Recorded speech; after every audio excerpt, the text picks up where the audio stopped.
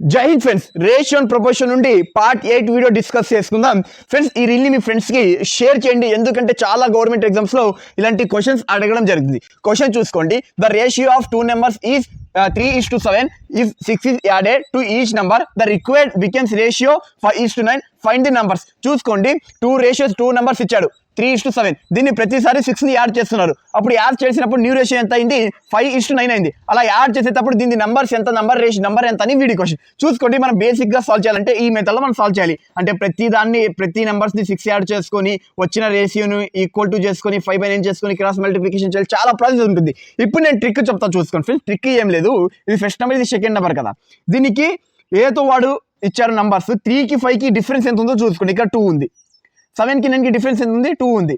ఇలా డిఫరెన్స్ మీకు సేమ్ వచ్చినప్పుడు, ఫస్ట్ నెంబర్కి సెకండ్ నెంబర్కి డిఫరెన్స్ సేమ్ ఉన్నప్పుడు ఇక్కడ 2 రేషియో రాసుకోండి. 2 రేషియో ఈక్వల్ టు వాడు ఎంత అన్నాడు? 6 యాడెడ్. ఏదైతే 6 ఇచ్చాడో ఈక్వల్ టు 6 రాసుకోండి. ఇప్పుడు మనకు 1 రేషియో వాల్యూ ఎంత వస్తుంది? 2 1 జా 2 3 జా 1 ratio is equal to 3. 1 ratio equal to 3. ఏమన్నాడు? ఫైండ్ ది నెంబర్స్ అన్నాడు. ఫైండ్ ది నెంబర్స్ అంటే ఈ నెంబర్సే కదా. ఇంటూ 3తో మల్టిప్లికేషన్ చేయండి, ఇంటూ చేయండి. 3 3 జా 9, 7 3 జా 21.